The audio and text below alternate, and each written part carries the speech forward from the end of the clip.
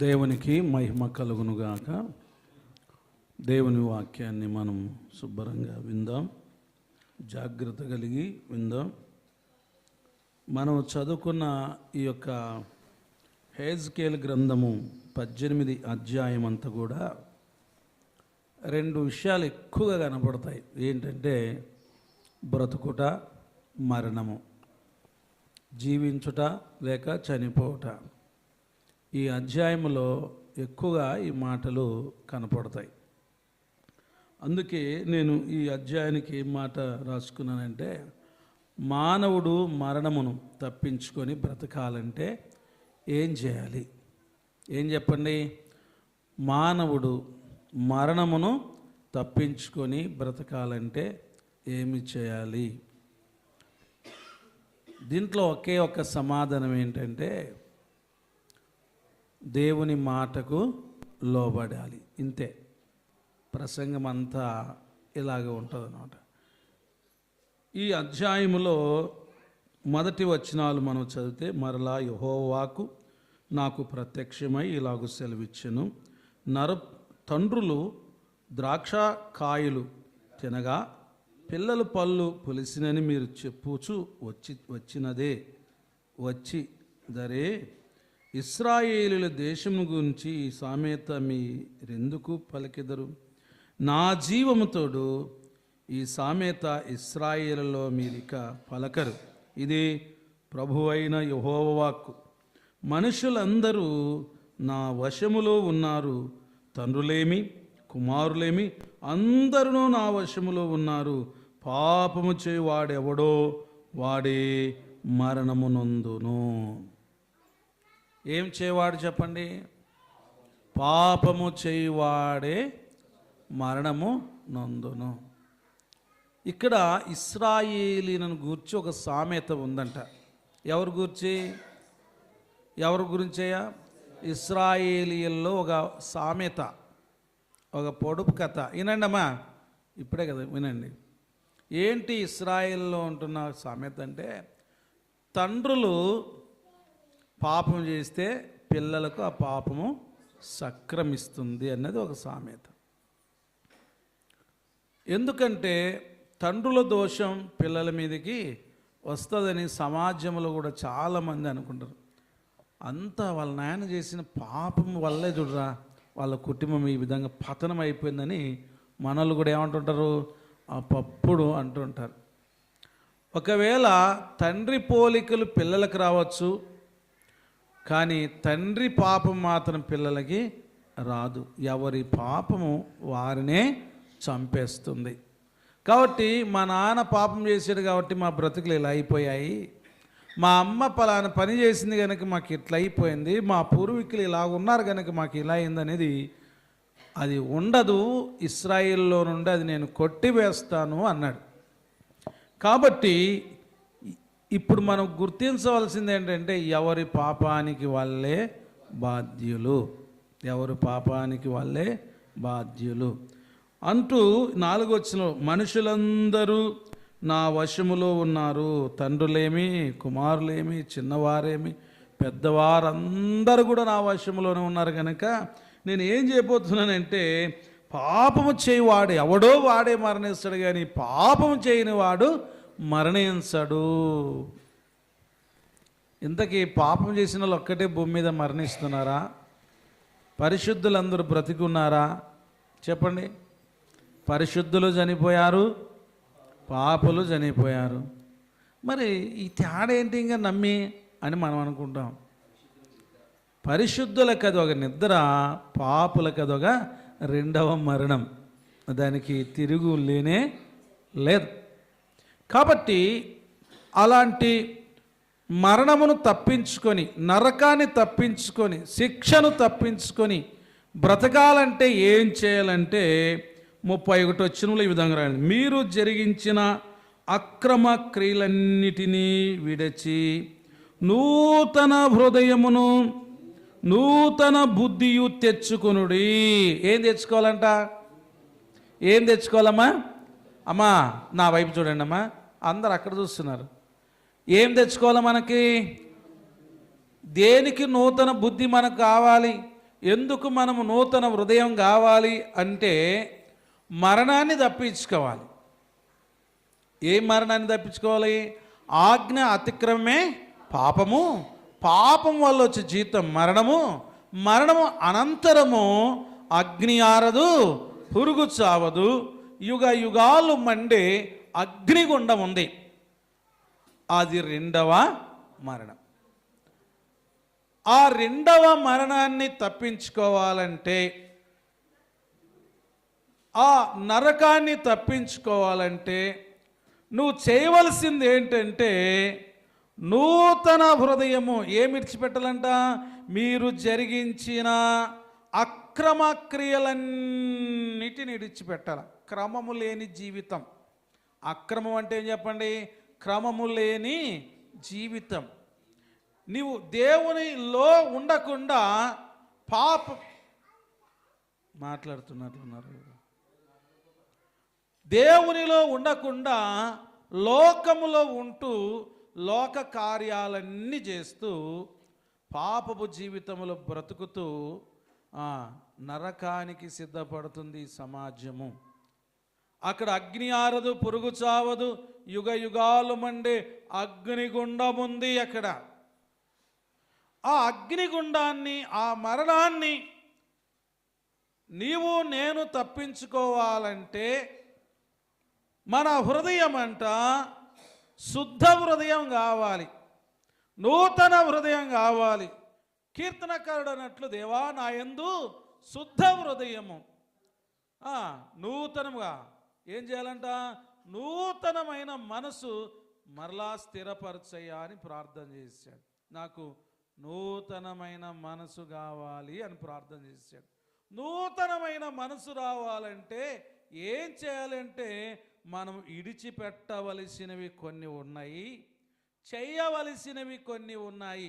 ఈ అధ్యాయములో ఎక్కువ చాలా విషయాలు చెప్తూ 5 విషయాలు మనము చేయాలి అని రాయబడింది. ఎన్ని విషయాలు చెప్పండి?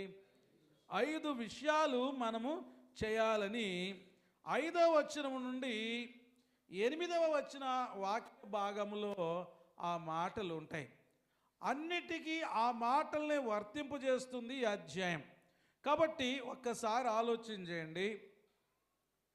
మనం దీవించబడాలన్నా, ఆశీర్వదించబడాలన్నా, పోషించబడాలన్నా, బ్రతికించబడాలన్నా, పరలోక రాజ్యానికి చేరాలన్నా మనము విడిచిపెట్టవలసినవి కొన్ని ఉన్నాయి. అవి విడిచిపెడితే మనకు నిత్య రాజ్యం ఉంటుంది. భూమి మీద చనిపోయినా, విశ్వాసులుగా చనిపోయినా అది ఒక నిద్రే గనక మరలా మనము లేబడతాం. చాలా విషయాలు ఉన్నాయి. వాటిలో నేను 5 జ్ఞాపకం చేస్తాను. మనం ఏ విధంగా జీవించాలంటే 5వ వచనంలో ఈ విధంగా వ్రాయబడింది. 5వ వచనం, ఒకడు నీతిపరుడై నీతి న్యాయములను అనుసరించువాడయుండి. మొదటిది. రెండవది, పర్వతము మీద భోజనము చేయకయు ఇశ్రాయేలీయులు పెట్టుకొనిన విగ్రహముల తట్టు చూడకయు. 2. మూడవది, తన పొరుగువాని భార్యను చెరపకయు బహిష్టమైన దానిని కూడకయు. 3. 4వది, ఎవనినైనను బాధ పెట్టకయు రుణస్థునికి అతని తాకట్టును చెల్లించి బలత్కారము చేత ఎవనికైనను నష్టము కలుగు చేయి ఉండుట వాడై ఉండు నష్టము కలుగు చేయకయుండు వాడై ఆకలి కొనిన వానికి ఆహారం ఇచ్చి దిగంబరులకు బట్టలు ఇచ్చి. 6వది, అప్పు ఇయ్యకయు వడ్డీకి అప్పు ఇయ్యకయు లాభము చేయి పట్టకయు అన్యాయం చేయకయు నిష్పక్షపాతముగా న్యాయము తీర్చి యథార్థవంతుడై నా కట్టలను గైకొనుచు నా విధులను అనుసరించినడలా వాడు నిర్దోషియగును, నిజముగా వాడు బ్రతుకును. ఇదే ప్రభువైన యెహోవా వాక్కు. ప్రియమైన దేవునులారా, క్లుప్తంగా దేవుని వాక్యాన్ని విందాము. మనం చదువుకున్న లేఖన భాగంలో మనం మరణమును తప్పించుకొని పరలోకానికి వెళ్ళాలంటే, లేక మనం బ్రతకాలంటే మొదటిది మనం ఏం కలిగి ఉండాలి? శుద్ధ హృదయము. ఏ హృదయము? శుద్ధ హృదయము. ఇంకేమి? నూతన హృదయము, నూతన బుద్ధి. వాని బుద్ధి ఏం బాగలేదంటారు రెడీ. ఆ పాప బుద్ధి చెడిపోయింది నాయన, మనం చెప్తే బుర్రకు ఎక్కదు. హృదయం ఎందుకు శుద్ధిగా ఉండాలంటే, కేవలము హృదయము మోసకరమైనది, అది ఘోరమైన వ్యాధి గలది. దాన్ని గ్రహించువారు ఎవరంట? ఒక్క దేవుడే. కాబట్టి మోసపూరితమైన నీ బుద్ధితనం, చెడిపోయిన నీ ఆలోచనలు, చెడిపోయిన నీ హృదయం ఏం చేయబడాలంటే నూతనపరచబడాలి. నూతనపరచబడాలంటే నువ్వు ఏం చేయాలంటే మొదటిదిగా నీతిపరుడై నీతి న్యాయములను అనుసరించాలి. మొదటిదిగా మనం ఏం చేయాలంటే అవినీతిని విడిచిపెట్టి, దేన్ని విడిచిపెట్టాలి చెప్పండి అమ్మా? అవినీతి అనేది ఒకటి ఉంది, స్వనీతి అనేది ఒకటి ఉంది, దుర్నీతి అనేది ఒకటి ఉంది, నీతి అనేది ఉంది.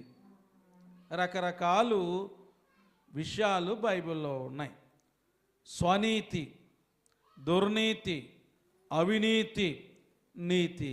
ఏది ఉంది మనలో ఈ నాలుగిట్లో? దుర్నీతి ఉందా? దుర్నీతి అంటే ఏమి? పోయిన ఆదివారం మనం చదువుకున్నాం. దుర్నీతి అంటే ఏం చెప్పండి? నీతిని సరైన దానిలో ఉపయోగించకుండా దాన్ని నీతి పేరు మీద దుర్వినియోగం చేయటం అన్నమాట.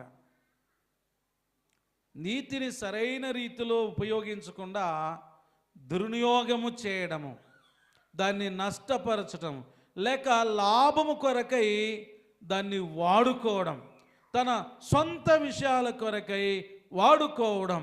కానీ వాక్యం ఏం చెప్తుందంటే, నువ్వు బ్రతకాలంటే నువ్వు శుద్ధ హృదయం కలిగి ఉండాలి. నువ్వు శుద్ధ హృదయం కలిగి ఉండాలంటే ఏం కలిగి ఉండాలంటే మనుషుడు నీతిపరుడై నీతి న్యాయములను, నీతిని అనుసరించాలి. మనం దేన్ని అనుసరిస్తామంటే నీతిని కాదు అనుసరించేది, అవినీతిని మనము అనుసరిస్తాం, దుర్నీతిని అనుసరిస్తున్నాం. స్వనీతిని అంటే నాలాగా కరెక్ట్ ఇంకెవ్వరు లేరు, నేనే గ్రేటు, నేనే పరిశుద్ధుని, నేనే పరిశుద్ధురాలను, నాలాగా ఎవ్వరు లేనని స్వనీతి, అవినీతి, దుర్నీతి. అందుకే అపోస్తుడైన పేతురు అన్నాడు, నువ్వు దుర్నీతి బంధకాలలో నీవు ఉన్నావు. ఏ బంధకాలంటమ్మా?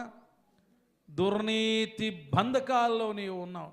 నీతిని డబ్బు ఇచ్చి కొనాలనుకుంటున్నావు నీవు. కాబట్టి నీతిని ఎవరు డబ్బు ఇచ్చి కొనలేరు. కాబట్టి నువ్వు ఏమిటిని అనుసరించాలంటే నీ జీవితంలో ఈ నూతన సంవత్సరమైన నువ్వు ఏమి అనుసరించాలంటే, దేన్ని అనుసరించాలంట? న్యాయాన్ని. న్యాయ ప్రకారంగా నువ్వేం చేయాలంటే ఆయన వాక్యానుసారంగా చేయాలి.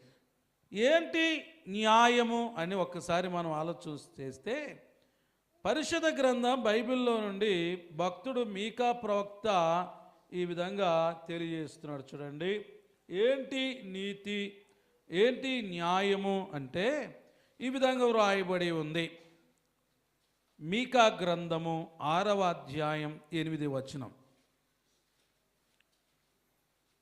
మొదటి వచనాన్ని 6వ వచనాన్ని మొదట చదువుకుందాం.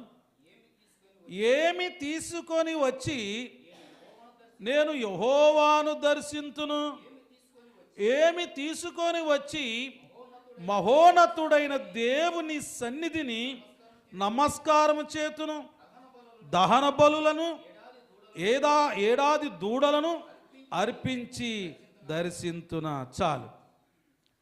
దేవుని మందిరానికి మనం వచ్చాం.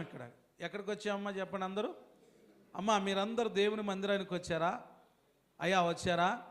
నేను కూడా వచ్చాను. మనందరం దేవుని మందిరంలో కూర్చున్నాం. ఇది సమాజ మందిరం. ఎవరు ఎదుట కూర్చున్నాం అంటే దేవుని ఎదుట కూర్చున్నాం. మనం ఎవరు ఎదుట చెప్పండి? దేవుని ఎదుట కూర్చున్నాం. దేవుని ఎదుటకి ఎందుకు కూర్చున్నాం అంటే దేవుడు చేసిన మేలను బట్టి స్తుతించడానికి. ఇక్కడ మరి మీకా ప్రవక్త ఏమంటాడంటే, నేను దేవుని మందిరానికి వెళ్తున్నాను, ఏం తీసుకెళ్ళాలి? అమ్మా ఏమంటున్నాడు చెప్పండి. మీరేం తెచ్చినారు? దేవుని మందిరానికి వచ్చారు కదా, ఏమని తెచ్చినారా? కనీసం ఏం తెచ్చినావు? హృదయాన్ని తెచ్చావు. ఏముంది హృదయంలో? శుద్ధి ఉందా? శుద్ధి హృదయముతో దేవుని సన్నిధికి రావాలి. భక్తుడు అంటాడు, నేను ఏం తీసుకురావాలయా, ఏం తీసుకురావాలా, ఏం తీసుకురావాలా? ఆ మహోన్నతుడని దేవుని సన్నిధిని నేను నమస్కారం చేయాలయా, ప్రార్థన చేయాలా, స్తుతించాలా? ఏం చేస్తే ఆయనకి సంతోషం? దహన బలులు ఇస్తే సరిపోతుందా? వేడాది దూడలను అర్పిస్తే సరిపోతుందా? వేల కొలది పోటేళ్లను, వేలాది నదులంత విస్తారమైన తైలమును ఆయనకు సంతోషమును కలుగుజేయునా? ఏమా ఏం పెట్టి దేవుని సంతోషపడుతున్నారు? పాత నిబంధన కాలంలో కొవ్వును అర్పించి దేవుణ్ణి సంతోషపెట్టేవాళ్ళు. ఏం అర్పించమ్మా? కొవ్వును. రక్తాన్ని అర్పించి దేవుని సంతోషపెట్టేవాళ్ళు. ఇప్పుడు రక్తము చెందించవలసిన అవసరం లేదు, కొవ్వును అర్పించవలసిన అవసరం లేదు. మరి ఏం చేయాలంటే నీ కొవ్వు కరిగించుకోవాలి అంతే. నీ పాపాన్ని మార్చుకోవాలి, నీ బ్రతుకును మార్చుకోవాలి. మార్చుకొని ఏం చేయాలి? నీ వేలాది నదులను దహన బలులు ఇచ్చినా, పోటేళ్ళని ఇచ్చినా, జ్యేష్ఠ కుమారులను ఇచ్చినా, నీ ఆస్తి అంతటిని ఇచ్చినా ఆయనకి ఏమి ప్రయోజనం లేదు, ఆయనకి సంతోషం కలగదు. కానీ 8 వచ్చినాం, మనుషుడా ఏది ఉత్తమమో అది నీకు తెలియజేయబడి ఉన్నది, న్యాయముగా నడుచుకొనటయు. చప్పట్లు కొట్టుదాం. దేవా స్తోత్రం, స్తోత్రం, హల్లెలూయా. ఎలా నడుచుకోవాలి?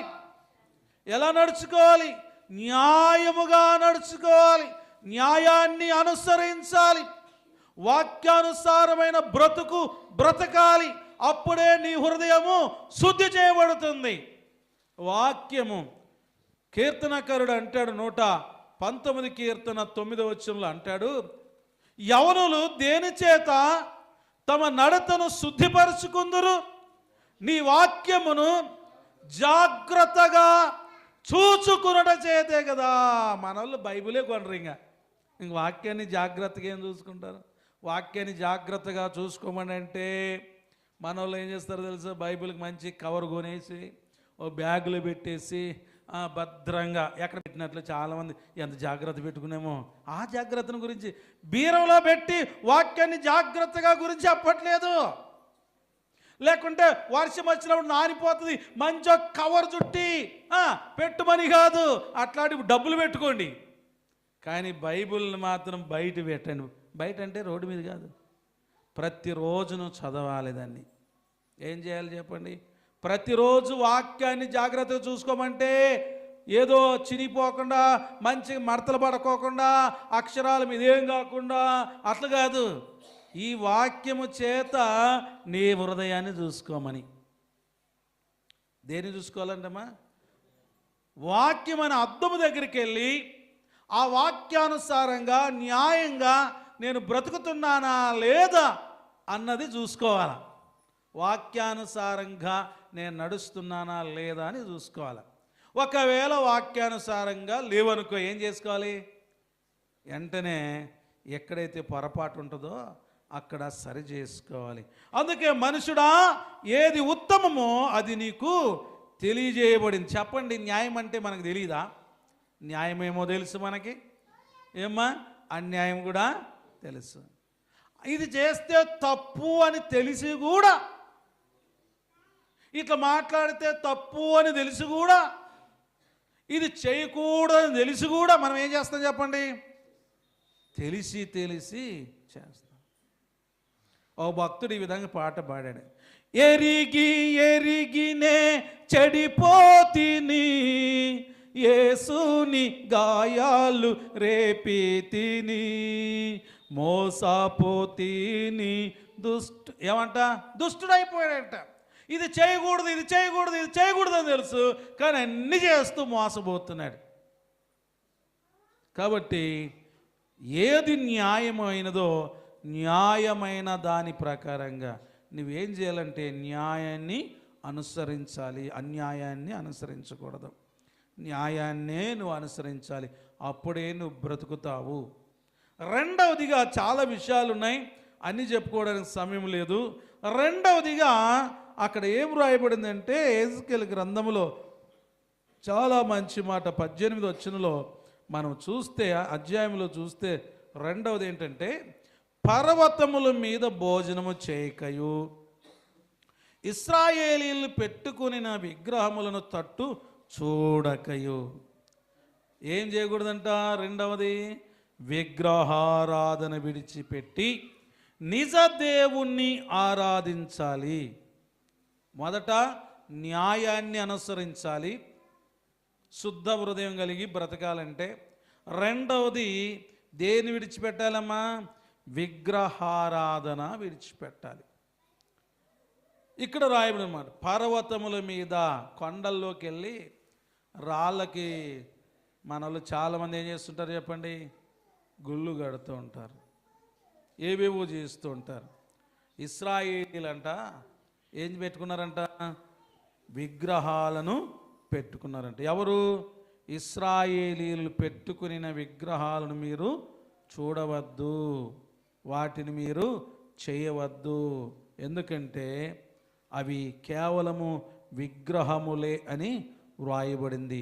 చూడండి, ఎందుకు విగ్రహారాధన మనం చేయకూడదో మరి పరిశుద్ధ గ్రంథం బైబిల్లో నుండి నిర్గమకాండం, పరిశుద్ధ గ్రంథం బైబిల్లో నుండి నిర్గమకాండం 20 అధ్యాయము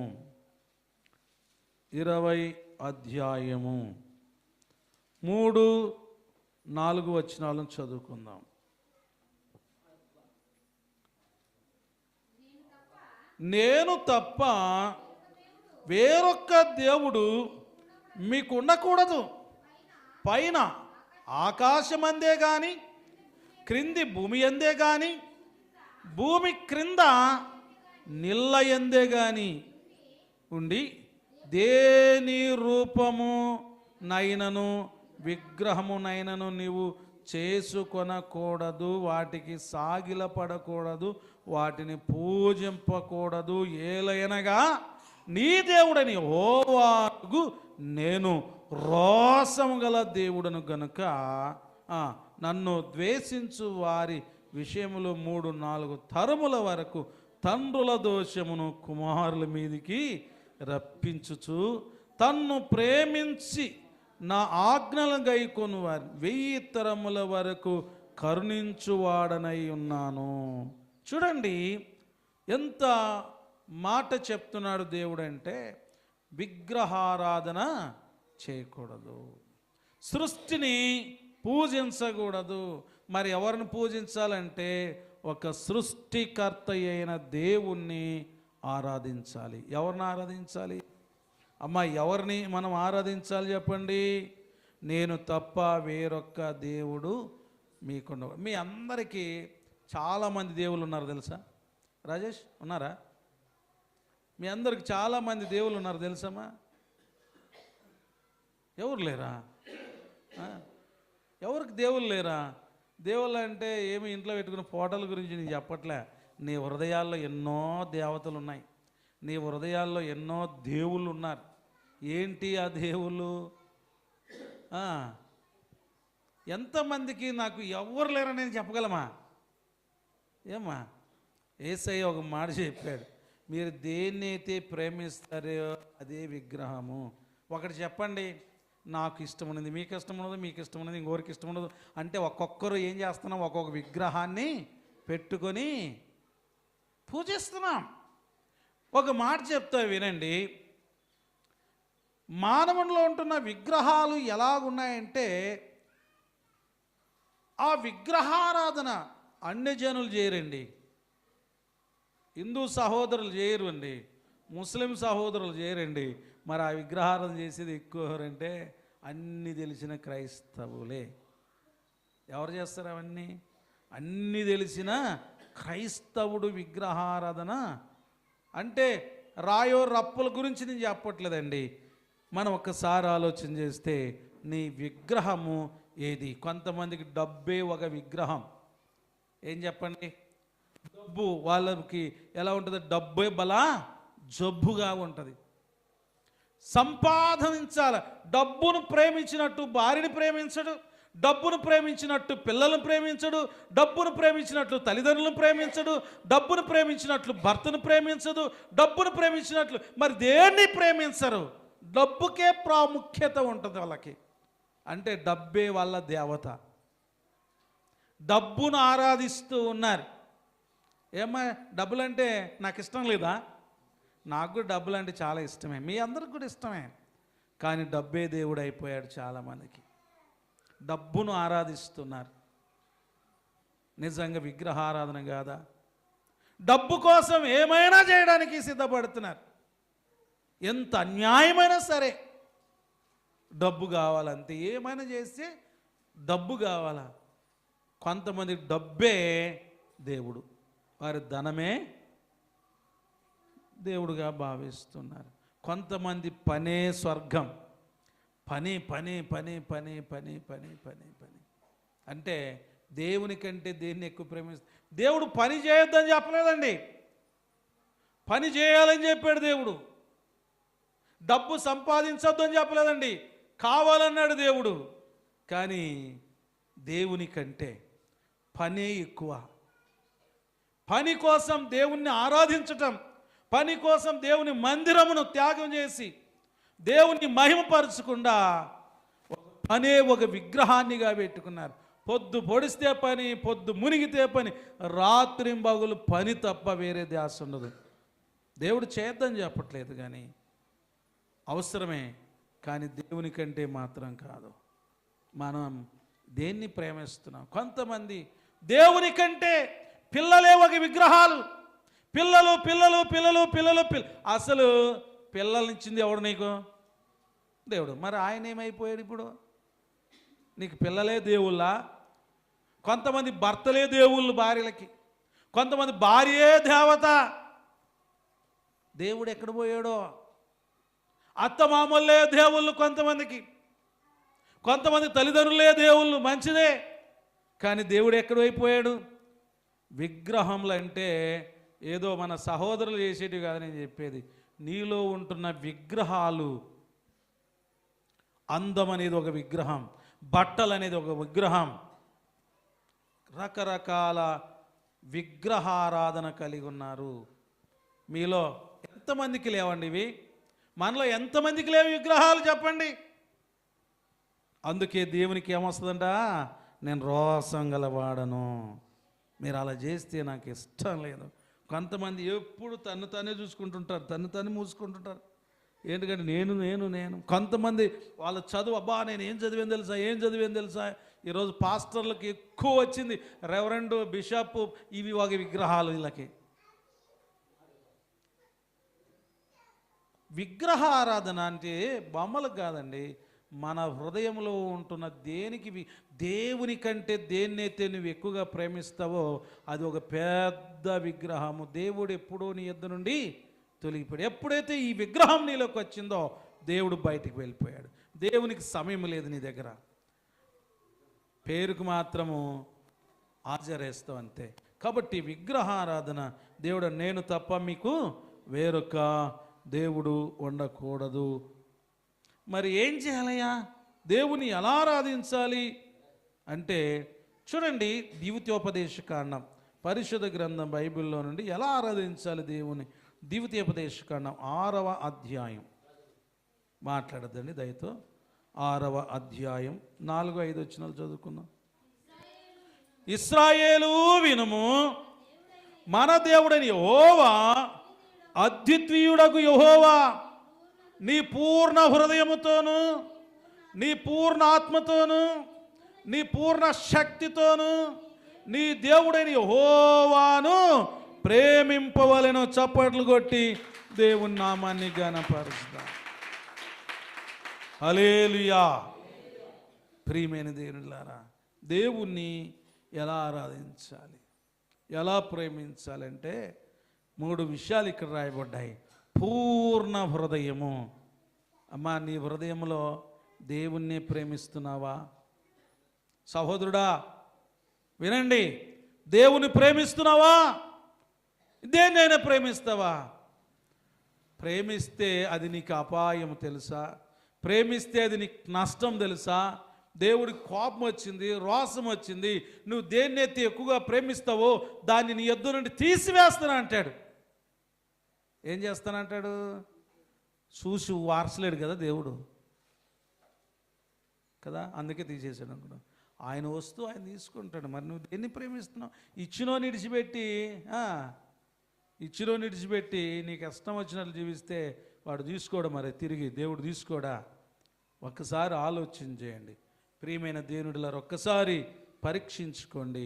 మనం దేవుణ్ణి ఎలా ఆరాధించాలంటే పూర్ణ హృదయముతోనూ, ఇంకేమి పూర్ణ ఆత్మతోనూ, మీ పూర్ణ శక్తితోనూ, అంటే లోపము లేకుండా పరిపూర్ణంగా దేవుణ్ణి ప్రేమించాలి.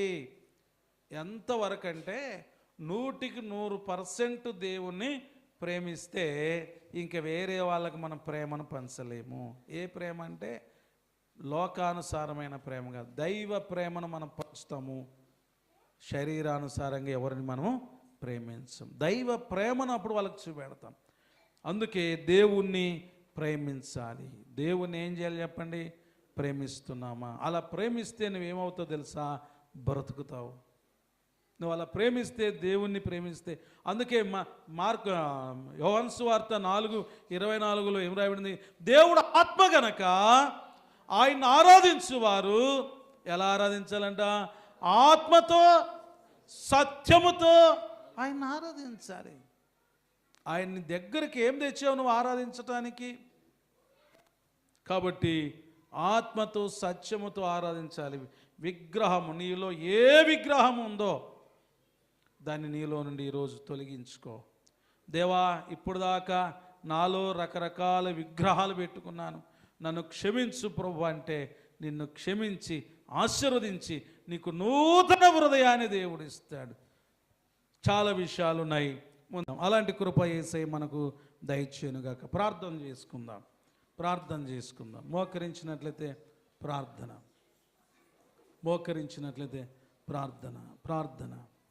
తమ్ముడా, చెల్లి, అక్క, నీవెవరైనా సరే ఈ సమయములో నీ హృదయం ఎలాగుంది ఒక్కసారి ఆలోచించి ప్రార్థన చేసుకుందాం. ఈ నూతన సంవత్సరపు ఆశీర్వాదం ఏంటంటే నువ్వు ఒక్కసారి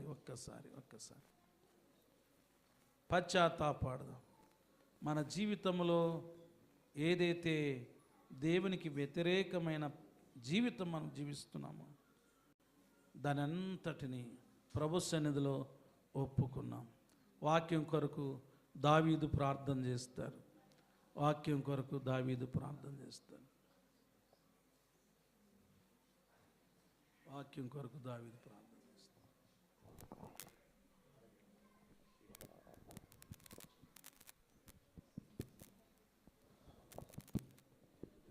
ప్రేమ కలిగిన తండ్రి, కృప కలిగిన నాన్న, పరిశుద్ధుడా, నీతిమంతుడా, కరుణామయుడా, బహుజాలు గల దేవా, నీకే స్తోత్రములు, వందనాలు. నీతి న్యాయములు జరిగించువాడా, నీకే స్తోత్రములు. పగలు మేఘ సమ్మముగా ఉండి రాత్రి అగ్ని సమ్మముగా ఉండిన దేవా, నీకు వందనాలు, నీకు స్తోత్రములు, కృతజ్ఞత స్తోత్రములు. బండ నుంచి నిల్లిచ్చిన దేవా, ఆకాశం నుంచి మన్నాను కురిపించిన దేవా, నీకు వందనాలు. మానవుల్ని నువ్వు ప్రేమించినంతగా ఎవరూ ప్రేమీ లేదు ప్రభువా. మన్నం పొందటంతగా మీరు ప్రేమించారా, మీరు త్యాగం చేశారా, నీకు వందనాలు. మాకు రక్షణ భాగ్యాన్ని కూడా మీరు దయచేశారా. ఈ పునరుద్ధాన సంఘమంతా కూడుకొని ఈ రీతిగా నేను మయంపరిచి గణపరిచి శుద్ధించడానికి మాకు ఇచ్చిన అవకాశంకి నీకు నిండు వందనాలు, స్తోత్రములు, కృతజ్ఞత స్తోత్రములు దేవా, నీకు మహిమ. నీ కుమారుడు చెప్పిన మాటలు మా హృదయంలో భద్రపరిచి నీరు కట్టి పలింపజేయండి దేవా, నీకు వందనాలు, నీకు స్తోత్రములు. నజరేయుడైన యేసుక్రీస్తు నామమున స్తుతులు స్తోత్రములు చెప్పి ప్రార్థన చేసి అడిగి వేడుకుంటున్నాం పరమ తండ్రి, ఆమేన్.